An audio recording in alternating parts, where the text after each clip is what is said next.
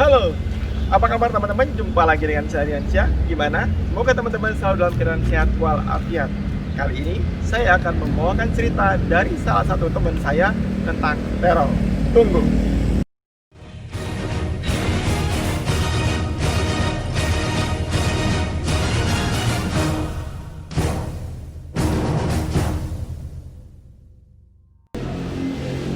Teman-teman, kita mulai ceritanya ya. Sebenarnya ini gak sengaja juga sih. Saya ketemu dengan salah satu teman saya di kota Makassar. Kebetulan teman saya Iksan sedang main ke Makassar dan bertemu dengan saya Kongko. Dia juga salah satu subscriber saya dan suka nonton video YouTube saya. Dia ingin menceritakan tentang kisah anaknya yang namanya Akbar. Akbar ini anaknya yang ingin mondok atau sekolah di pesantren, tapi sebenarnya Akbar gak setuju dengan pondok pesantren yang ditunjuk oleh Iksan. Alasannya Akbar gak mau mondok di pesantren itu karena banyak cerita yang beredar tentang pesantren itu ya, dan juga Akbar mendengar cerita-cerita tersebut. Sedangkan alasan Iksan memasukkan anaknya ke pesantren itu dekat dengan sekolah si Akbar. Itu alasan utamanya. Alasan Akbar tidak mau masuk ke pesantren atas petunjuk atau tempat yang dimau oleh Iksan karena Akbar sering mendengar cerita teror apa teman-teman? Teror hantu yang sering terjadi di pesantren tersebut. Sedangkan Iksan sendiri, kenapa dia mau memasukkan Akbar ke pesantren tersebut? Karena memang alasannya pesantren tersebut dekat dengan sekolahnya Akbar. Akhirnya Akbar menyetujui permintaan ayahnya untuk masuk pesantren tersebut. Memang 1 bulan, 2 bulan, sampai 6 bulan itu nggak ada masalah. Tidak terbukti apa yang didengar oleh Akbar tentang rumor-rumor dan cerita tentang hantu di pesantren tersebut. Teman-teman, setelah 6 bulan barulah terjadi sesuatu peristiwa yang didengar oleh Iksan. Iksan mendengar bahwa ada salah satu santri putri di pesantren tersebut yang shock berat sampai harus masuk atau dibawa ke psikiater. Akhirnya Iksan mengunjungi Akbar dan Akbar bercerita langsung kepada Iksan tentang peristiwa yang terjadi yang dialami oleh salah satu santri di pesantren tersebut. Ceritanya seperti ini teman-teman. Santri ini sedang mengikuti pengajian dan kemudian tiba-tiba santri ini, sebut saja namanya Aisyah, mengalami tidak enak badan. Oleh salah satu guru ngaji, Aisyah diminta untuk masuk ke kamarnya, balik ke kamarnya di pesantren tersebut, ditemani oleh salah satu temannya untuk menemani Aisyah di kamar karena tidak boleh sendiri kalau dalam keadaan sakit. Sampai di kamar, Aisyah rebahan, terlentang, menghadap langit-langit. Kemudian temannya yang menemani itu menghadap miring, menghadap ke arah Aisyah. Pada saat itu mereka rebah-rebahan, ya Aisyah karena gak enak badan, dia gak banyak bercerita, gak banyak ngomong, temennya juga gak banyak ngomong, diem. Tapi tiba-tiba tanpa disengaja seperti ada rambut yang jatuh ke pipi temannya tersebut yang sedang menghadap ke arah Aisyah. Dan sementara Aisyah melihat langsung ke wajah perempuan yang rambutnya menjuntai pipi temannya. Apa yang terlihat oleh Aisyah teman-teman? Ternyata sosok kuntilanak yang burung terbalik sehingga rambutnya menjuntai ke bawah mengenai pipi teman Aisyah dan Aisyah berteriak sekencang-kencangnya.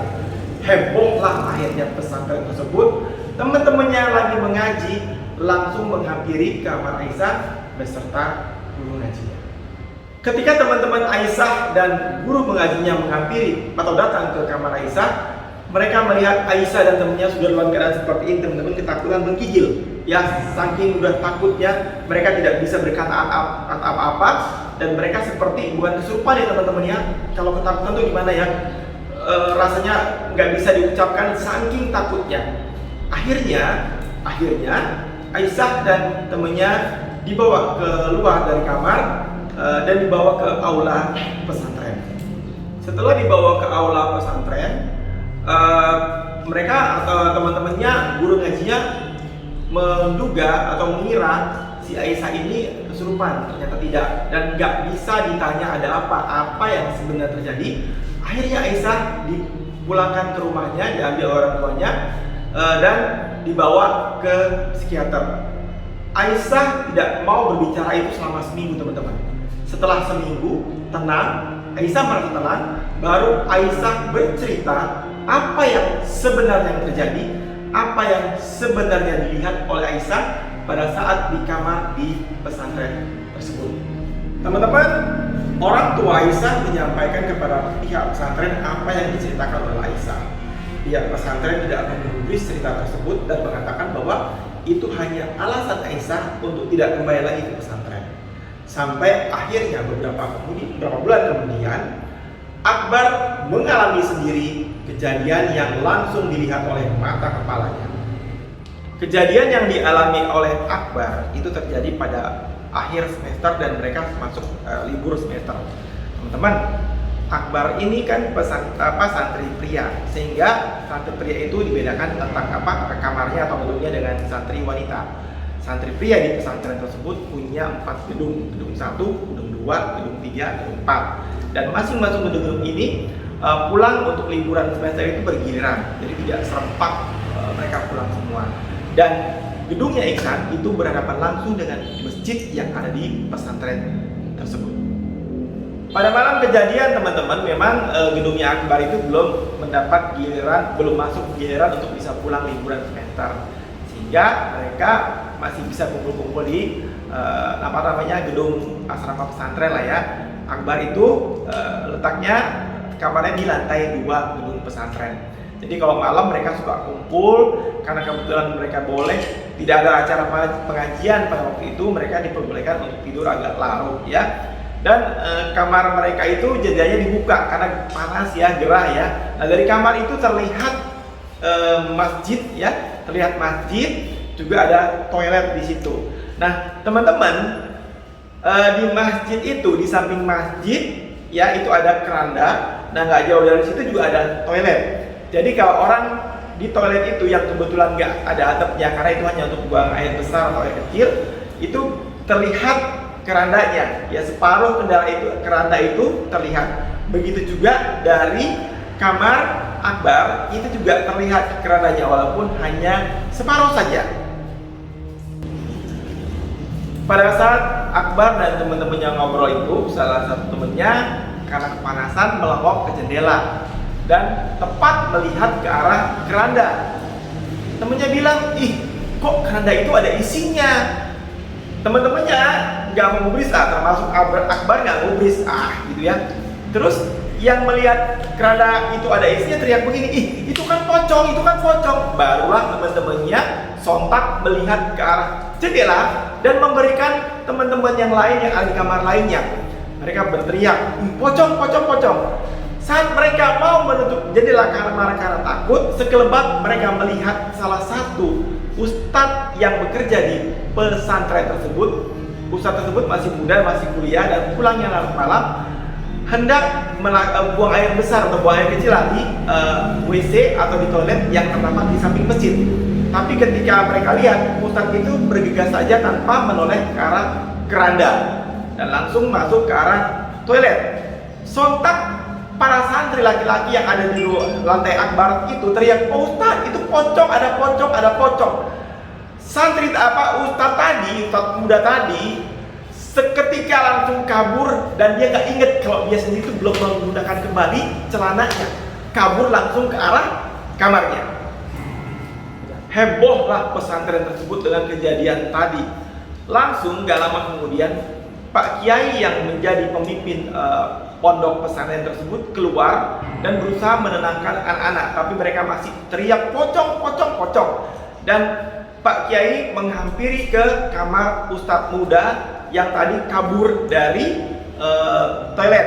Tapi sebelumnya teman-teman, sebelum Pak Kiai menghampiri ke kamar Pak ustadz muda tadi, anak-anak sempat melihat pocong tersebut berdiri Dan awalnya mereka berpikir bahwa itu orang iseng. Tapi ingat teman-teman, yang namanya keranda itu kan ada besinya ya. Gak mungkin orang, kalau orang iseng gak mungkin langsung tembus ke besi tersebut.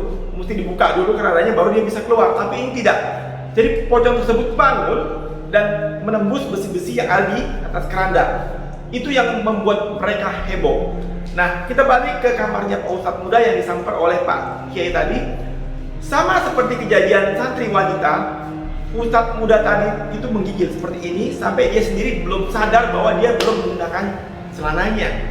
Akhirnya atas inisiatif Pak Kiai pemimpin pondok pesantren, semua ditenangkan dan mereka diajak untuk mengaji. Setelah kejadian malam itu teman-teman, santri laki-laki, santri pria protes. Mereka tidak mau kalau keranda itu berada di lantai 1. Jadi lantai masjid itu ada 3 lantai ya. Masjid yang ada di pesantren itu teman-teman saya terangkan dulu ya. Ada 3 lantai. Yang paling bawah tempat santri pria sholat, lantai 2 tempat santri wanita, lantai 3 itu kosong ya. Nah, paginya setelah kejadian semalam itu para santri pria protes ke Pak Kiai yang nggak mau lagi kalau keranda itu ada di lantai 1. Akhirnya Pak Kiai berinisiatif memindahkan keranda tersebut ke lantai 2 tempat para santri wanita sholat. Saat sholat maghrib sorenya, maghrib ya, sholat para santri wanita sholat lantai 2. Salah satu cucu Pak Kiai memang ada di situ, mungkin dibawa sama ibunya. Kemudian tiba-tiba dia nangis menjerit-jerit ya. Cucu Pak Kiai ini umurnya 4 tahun, menjerit-jerit teriak-teriak pada saat para santri wanita sedang sholat, dan cucunya ini memeluk salah satu santri wanita yang sedang sholat. Nah, pada saat santri wanita yang dipeluk oleh cucu Pak Kiai ini ruku, seperti ini ya teman-teman, namanya ruku itu yang duduk ya, duduk separuh gitu. Tiba-tiba santri tersebut pingsan.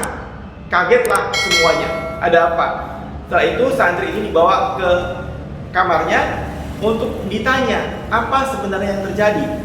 Nah, ternyata teman-teman, santri wanita ini menceritakan bahwa pada saat dia ruku tadi, pada saat dia menunduk seperti ini, dia melihat pocong yang wajahnya tengkorak, tapi salah satu matanya itu masih, biji matanya masih tersisa dan turun ke bawah ya. Nah, pada saat cerita ini disampaikan ke Pak Kiai ya, Pak Kiai ngeh, kok cerita ini bisa sama dengan yang dialami atau yang dilihat Ustadz muda yang sebelumnya juga ketakutan lari ketika melihat pocong. Nah, jadi teman-teman, Ustadz muda itu setelah kejadian itu pulang ke rumahnya dan beliau menceritakan apa sebenarnya yang dilihatnya sampai dia lari terbirit-birit dan tidak sempat menggunakan celananya ya. Jadi Pak Kiai berpikir kok bisa sama ceritanya, sementara Pak Kiai setelah mendapat info dari Pak Ustadz muda tersebut tidak menceritakan apa sebenarnya yang dilihat oleh Ustadz muda sebelumnya. Tapi ini kok bisa sama antara yang dilihat Ustadz muda dengan yang dilihat oleh santri yang sholat dan terjatuh pada saat sholat maghrib. Teman-teman, setelah kejadian, 2 kejadian yang dialami oleh santri Ustadz, Pak Kiai berinisiatif memindahkan keranda tersebut ya ke salah satu ruangan yang nggak pernah dipakai di kompleks pesantren tersebut. Ruangan tersebut dibersihkan, kemudian keranda tersebut dipindahkan ke ruangan itu. Nah, setelah dipindahkan ke ruangan itu teman-teman ya, setiap orang yang lewat di ruangan itu ya, ruangan tempat penyimpan keranda itu, keranda tersebut seperti bunyi bergoyang-goyang. Akhirnya Pak Kiai mengundang seluruh santrinya untuk mengaji ya, mengaji di masjid. Nah, pada saat mengaji di masjid yang ada di kompleks pesantren tersebut, tiba-tiba di lantai 3 yang tadi saya bilang kosong tersebut ya, seperti ada benda jatuh yang cukup keras. Boom. Nah, kaget mendengar suara itu, semua segera bergegas ke lantai 3 untuk melihat apa yang terjadi di lantai 3. Teman-teman, ternyata benda yang jatuh cukup keras itu adalah tanah yang berserakan di lantai 3 serta potongan kain kafan yang bekas dipakai.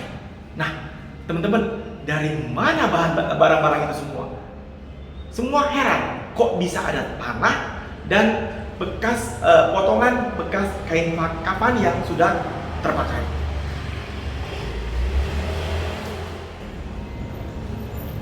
Teman-teman, bersamaan dengan kejadian di lantai 3 itu, tak jauh dari kompleks pesantren, ya, tak jauh dari kompleks pesantren terdengar teriakan seorang perempuan yang cukup keras, ya, histeris sekali.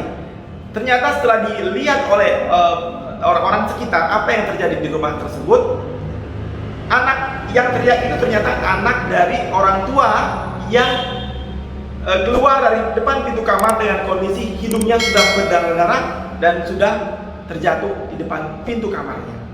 Usut punya usut teman-teman, rangkaian peristiwa yang terjadi di pesantren, ya, ada pocong, ada kuntilanak, sampai orang histeris di pesantren, ternyata berasal dari rumah ini teman-teman. Jadi teman-teman, orang yang terjatuh dengan hidungnya berdarah dan pingsan tadi dan meninggal, akhirnya teman-teman meninggal. Sebelum peristiwa ini dia mengadakan hajatan teman-teman, ya, dia mengawinkan salah satu anak perempuannya. 3 hari 3 malam, orang kaya teman-teman, orang kaya, ya, dan memutar musik lah, ya, musik dangdut apa segala macam dengan suara yang cukup kencang, ya. Sebenarnya Pak Kiai sih nggak masalah kalau dia mau mengadakan peristiwa atau apa pernikahan atau hajatan, tapi tolong Pak Kiai datang ke rumah orang yang mengadakan hajatan tersebut dan meminta agar tidak memutar musik kencang-kencang, ya, karena mengganggu kegiatan pengajian yang ada di pesantren. Tapi ternyata orang ini nggak senang teman-teman, ya, nggak senang dengan teguran tersebut, malah menantang, ya, karena mereka tidak kunjung mengecilkan suara volume musik apa segala macam. Akhirnya Pak Kiai berinisiatif untuk melaporkan ke kepolisian setempat untuk meminta agar acara tersebut bisa toleransi dengan kompleks pesantren yang ada di dekatnya. Tapi dia malah nggak mau, sampai akhirnya polisi mengancam akan membubarkan acara jika dia tidak menuruti permintaan pihak Pak Kiai untuk mengecilkan volume musik dari acara hajatan. Teman-teman, ternyata ceritanya setelah kejadian polisi tersebut, orang ini dendam, ya, dendam kepada Pak Kiai pemilik pesantren. Akhirnya orang ini pergi ke dukun dan meminta ya, jambi-jambi lah, ya, untuk membuat pesantren ini rusuh dan tidak aman, sehingga orang-orang nggak ada yang mau lagi bersekolah di pesantren tersebut. Perlu teman-teman ketahui, pesantren tersebut cukup maju, ya, banyak banget santri yang datang ke pesantren tersebut dari berbagai penjuru, ya, dari luar daerah, ya. Jadi mungkin dia ada rasa iri juga, akhirnya membuat seperti itu, dicetus pula dengan acara perkawinan yang diminta oleh Pak Kiai untuk tidak terlalu ramai suara musiknya. Nah, akhirnya setelah orang tuanya meninggal, anak perempuan dari laki-laki yang meninggal tadi minta maaf ke Pak Kiai atas kejadian tersebut. Orang tuanya lah yang menyebabkan teror-teror yang terjadi di pesantren tersebut. Sebenarnya masih banyak teman-teman cerita-cerita yang terjadi di pesantren tersebut, ya. Tapi kalau dilihat dari cerita tadi, ya, sepertinya orang ada yang iri juga dengan pesantren tersebut, ya. Maksudnya dengan kemajuan pesantren, ya, dia merasa kok bisa gitu, ya, ya namanya manusia, ya nggak lepas dari rasa iri dan dengki. Nah teman-teman, semoga teman-teman dapat memetik cerita hikmah dari cerita saya tadi, ya. Ini walaupun ini hanya sebagian saja. Kalau teman-teman punya cerita atau pengalaman yang sama, teman-teman bisa DM saya di Instagram saya @riansyah1 atau bisa email ke email saya Riansyah channel. Sorry teman-teman, saya lupa saking banyak emailnya. Teman-teman bisa kirim ke email saya riansyah@gmail.com. Saya tunggu dan dengan senang hati saya akan ceritakan di video YouTube saya. Teman-teman, saya akhiri video saya kali ini, ya. Semoga cerita yang tadi bisa menghibur teman-teman, bisa mengisi kegiatan teman-teman di rumah, ya. Dalam keadaan pandemi ini kita nggak bisa kemana-mana, termasuk saya masih belum bisa travel kemana-mana juga. Pesan saya yang terakhir, jangan lupa jaga kesehatan, tetap ikuti protokol kesehatan kemanapun teman-teman pergi, tetap gunakan masker, jangan lupa cuci tangan. Sampai di sini video saya. Sebelumnya jangan lupa subscribe channel saya Riansyah Official, berikan komen dan like. Salam.